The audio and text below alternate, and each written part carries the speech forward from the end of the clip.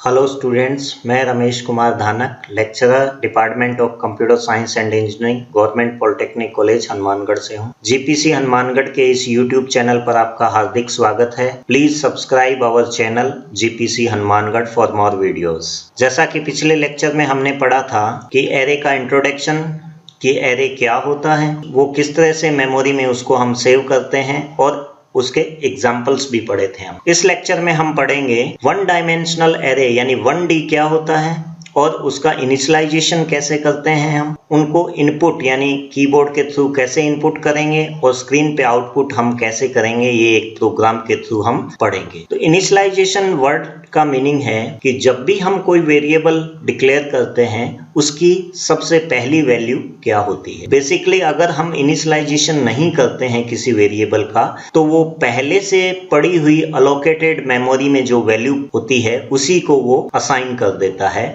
जो कि एक गार्बेज वैल्यू कहलाती है। तो हमें किसी भी वेरिएबल का इनिशियलाइजेशन करना आवश्यक है ताकि हमारा रिजल्ट्स है वो एक्यूरेटली शो हो सके।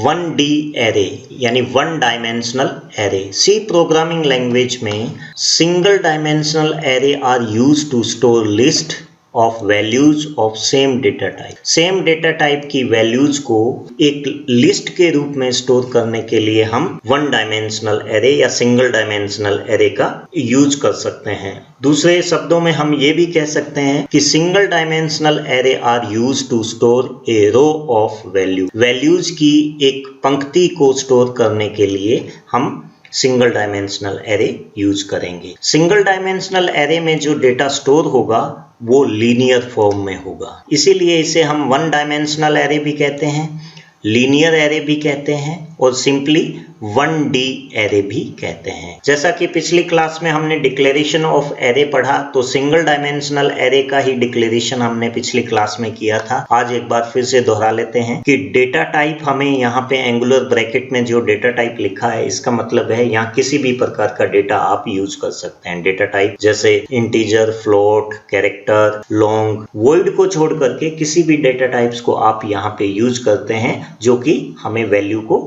स्टोर करवाना है। फिर हमने एरे नेम पढ़ा है। एरे नेम से मतलब है कि उस एरे का हमें क्या नाम देना है, वो हम आइडेंटिफायर्स के रूल को फॉलो करते हुए वेरिएबल नेम जो कंस्ट्रक्ट करते हैं वो यहाँ करेंगे। फिर हमने एक साइज, साइज का मतलब एक इंडेक्स भी कहते हैं इसे हम, और साइज है वो फिक्स्ड इंटीजर होना चाहिए। तो इसी का एक एग्जाम्पल हम देख रहे हैं यहाँ पे, इंट रोल नंबर्स और 60। इंडेक्स हमारा साइज क्या है 60। इट मीन्स ये है कि हम रोल नंबर नाम का वेरिएबल यूज कर रहे हैं जो कि होल्ड करेगा इंटीजर टाइप के वैल्यू को, और कितनी वैल्यू को होल्ड करेगा 60 को, 60 वैल्यूज को वो होल्ड करेगा इंटीजर टाइप का variable. Initialization of 1D array. Initialization एक प्रोसेस है जिसमें कि स्टार्टिंग वैल्यू को हम वेरिएबल में डाल देते। बेसिकली क्या है कि जब भी हम वेरिएबल को डिक्लेयर करते हैं तो उसमें अलोकेटेड मेमोरी पर पड़ी हुई पहले से वैल्यू है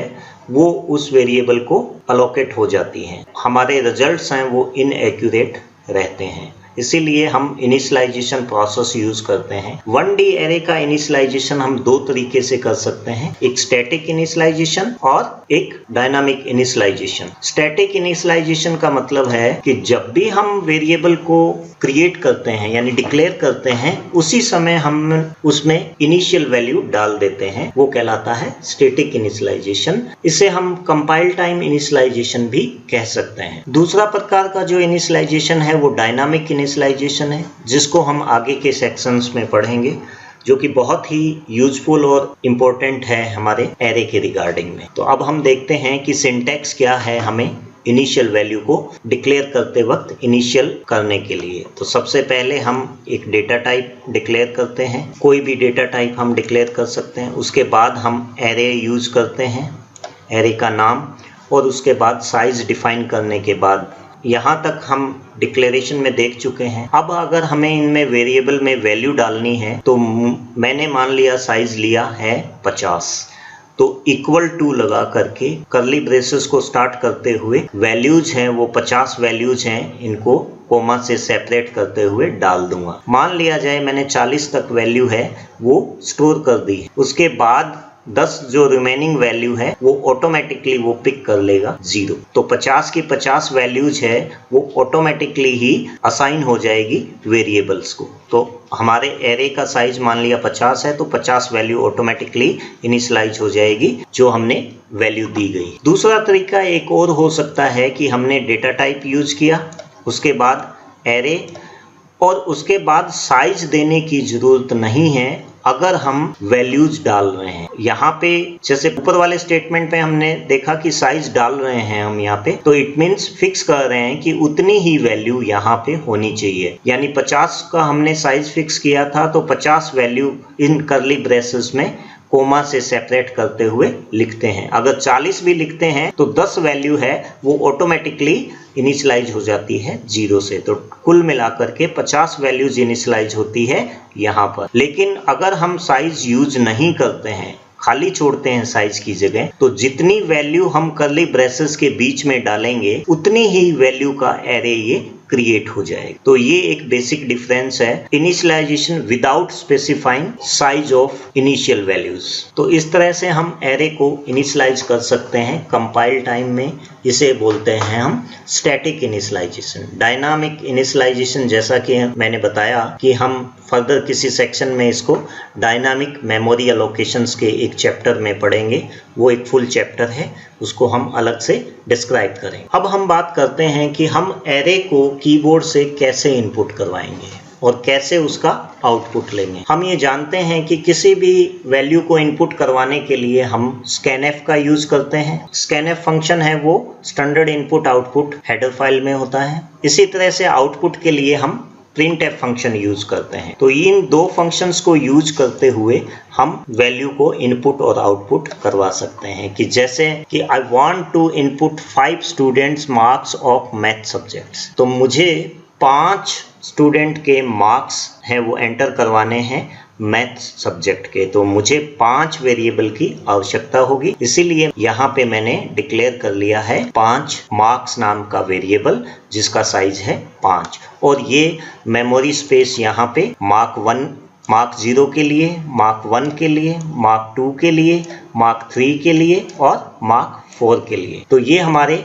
इंडिविजुअल एलिमेंट्स हैं जो कि जिसके थ्रू हम मेमोरी लोकेशंस को एक्सेस कर सकते हैं। तो एक तो मेथड ये है कि स्कैनएफ का यूज करते हुए मैं 5 वैल्यू इनपुट करवा रहा हूं, तो मुझे 5 स्कैनएफ लगाने पड़ेंगे। Scanf marks 0, scanf marks 1, scanf marks 2, इसी तरह से स्कैनएफ मार्क 4 तक उसे एंटर करवा सकता हूं। तो 5 बार स्कैन अगर मैं यूज करूंगा तो ये थोड़ा सा क्या है, कॉम्प्लिकेटेड हो जाएगा प्रोग्राम।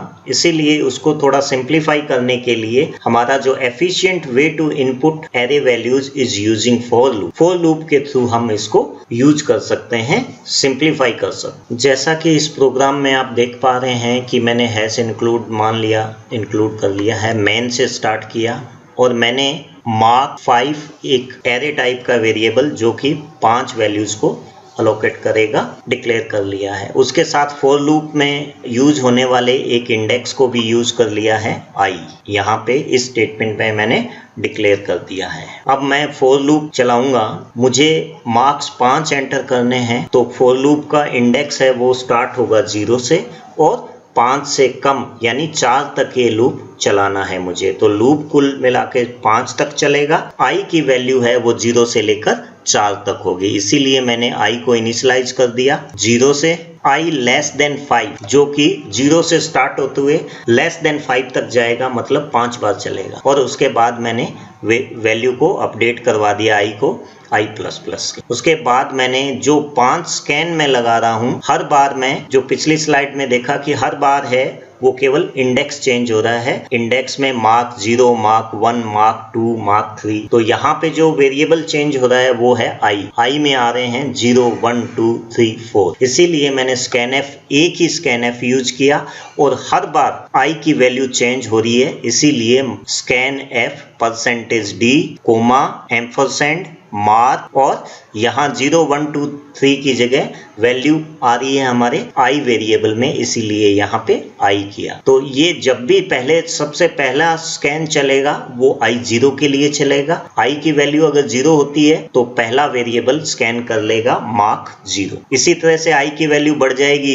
1 हो जाएगी, फिर मार्क 1 एंटर कर लेगा। इसी तरह से मार्क 2, मार्क 3, मार्क 4 एंटर करते हुए आगे 5 वेरिएबल हमारे पास एंटर हो जाएंगे। अगर मैं उसे प्रिंट करवाना चाहूँ तो सेम फॉर लूप लगाऊंगा और स्कैन एफ की जगह प्रिंट एफ लगा दूंगा। और प्रिंट एफ में जैसे मैंने यहाँ गलती से एम्परसेंड लगा दिया है तो यहाँ एम्परसेंड नहीं लगाना है। तो प्रिंट एफ मैंने लगाया, print F %d, marks I. तो ये लूप क्या करेगा, हमारे जो एरे में जो इनपुट की गई वैल्यू है उसको प्रिंट कर देगा। तो फॉर लूप के थ्रू हम एरे को इनपुट आउटपुट ऐसे करवा सकते हैं। इसको हम प्रोग्रामिंग के थ्रू देखते हैं कि प्रोग्राम में इसको कैसे करेंगे हम। मैंने एक प्रोग्राम बनाया, जैसे कि न्यू फाइल पे जाऊंगा, फाइल ओपन कर ली है। फाइल ओपन करने के बाद में हैश इंक्लूड stdio.io.h और हैश इंक्लूड conio.h दोनों हेडर फाइल्स को मैं यहाँ पे अपने प्रोग्राम में इंक्लूड कर लूँगा, क्योंकि स्कैनएफ प्रिंटएफ है वो stdio.h में है और getch जो हम यूज करते हैं स्क्रीन को रोकने के लिए वो conio.h में है। उसके बाद मैं void main स्टार्ट करूँगा। void main curly braces start कर देते हैं। मैं मार्क नाम का जो एरे है उसको डिक्लेयर कर लेता हूँ। Int mark5 clear screen function लगा देता हूँ। उसके बाद में प्रिंटएफ एक मैसेज पास कर देता हूँ कि आप 5 इंटीजर वैल्यू एंटर करिएगा। एंटर 5 इंटीजर वैल्यू या नंबर। उसके बाद एक न्यू लाइन कैरेक्टर लगा देता हूँ ताकि क्या है, एंटर होने के लिए वो न्यू लाइन स्क्रीन पर पहुँच जाए। इसके बाद मैं स्कैनएफ करवाता हूँ। जो हमारा पहला एलिमेंट है मार्क 0, तो %d, एम्परसेंड मार्क 0। तो इससे ये पहला एलिमेंट स्कैन हो गया। इसी तरह से मैं दूसरा एलिमेंट भी स्कैनएफ को यूज करते हुए करवा सकता हूँ। इसी तरह से मैं दूसरा एलिमेंट भी करवा सकता हूँ, तीसरा, चौथा, 5वां एलिमेंट में यहाँ पे। इसी तरह से मैं दूसरा एलिमेंट भी स्कैन करवाऊंगा मार्क 1। इसी तरह से दूसरा, तीसरा, चौथा सारे एलिमेंट्स हैं वो मैं स्कैन करवा सकता हूँ। तो मैंने ये 4 तक ये स्कैन करवा लिए और getch फंक्शन लगा करके इसे मैं कंपाइल और रन करता हूँ। कंपाइल पे गया, कंपाइल किया, एरर वार्निंग 0 है। रन पे गया, रन किया तो सबसे पहले वो देगा एंटर 5 इंटीजर नंबर 1 2 3 4 5 6 तक मैंने एंटर कर दिया।